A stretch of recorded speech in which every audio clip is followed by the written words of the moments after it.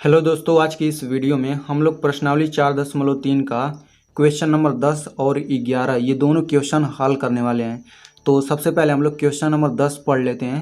तो इस क्वेश्चन में कहा जा रहा है कि मैसूर और बेंगलोर के बीच के 132 किलोमीटर यात्रा करने में एक एक्सप्रेस रेलगाड़ी सवारी गाड़ी से 1 घंटा समय कम लेती है। ठीक ना। मध्य के स्टेशनों पर ठहरने का समय ध्यान में न लिया जाए। यदि एक्सप्रेस रेलगाड़ी की औसत चाल सवारी गाड़ी की औसत चाल से 11 किलोमीटर प्रति घंटा अधिक हो तो दोनों रेलगाड़ियों की औसत चाल ज्ञात कीजिए। यहाँ पे औसत चाल इसलिए दिया गया है क्योंकि यहाँ पे स्टेशनों पर ठहरने का समय नहीं लिया जा रहा है, इसीलिए यहाँ पे औसत चाल दिया गया है। आप लोग औसत चाल को एक समान चाल मान सकते हैं यहाँ पे। ठीक ना। अब यहाँ पे ये समझ लेते हैं एक्सप्रेस रेलगाड़ी और सवारी गाड़ी का मतलब क्या है। तो एक्सप्रेस गाड़ी रेलगाड़ी जो होती है वो काफ़ी तेज़ चलती है, वो रफ्तार से चलती है। और यहाँ पे सवारी गाड़ी का मतलब है पैसेंजर रेलगाड़ी। ठीक ना।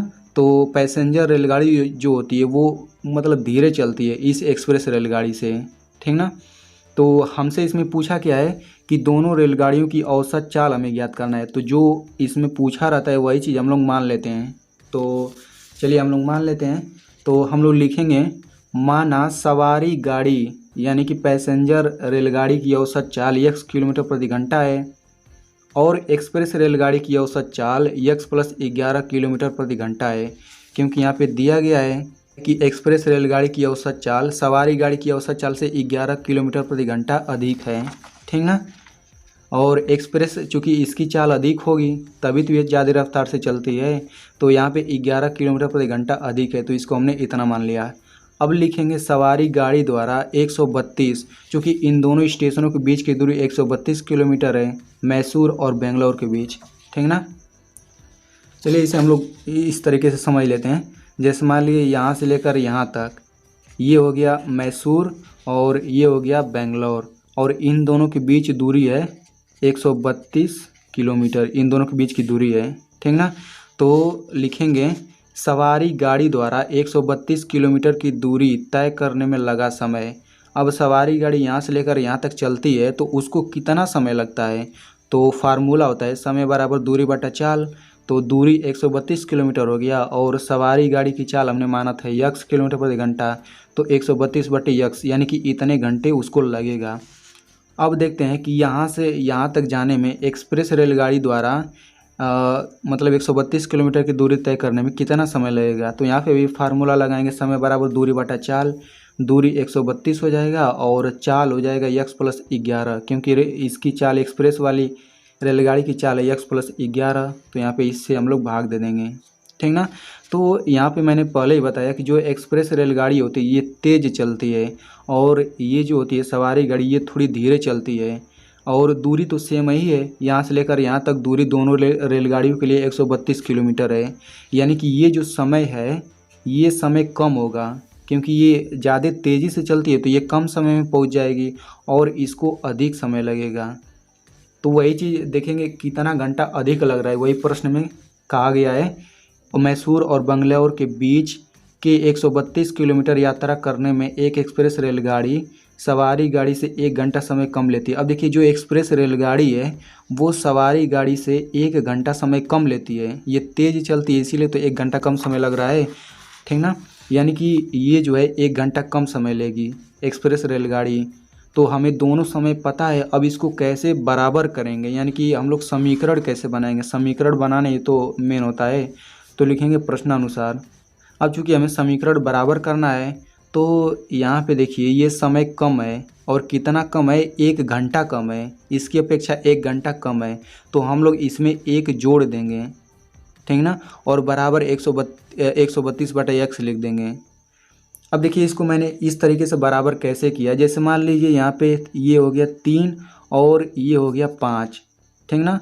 तो ये जो 3 है इसकी अपेक्षा कितना कम है, 2 कम है। तो अगर हम लोग इस छोटे वाले में 2 जोड़ दें तो ये दोनों समीकरण बराबर हो जाएगा। देखिए 5 बराबर 5 हो गया। तो सेम चीज़ यहाँ पे किया गया है, ये जो समय है ये 1 घंटा कम है इसकी अपेक्षा, तो हम लोग छोटे वाले में यही 1 घंटा जोड़ रहे हैं और इसके बराबर कर दे रहे हैं। ठीक ना। तो आई होप आप समझ गए होंगे।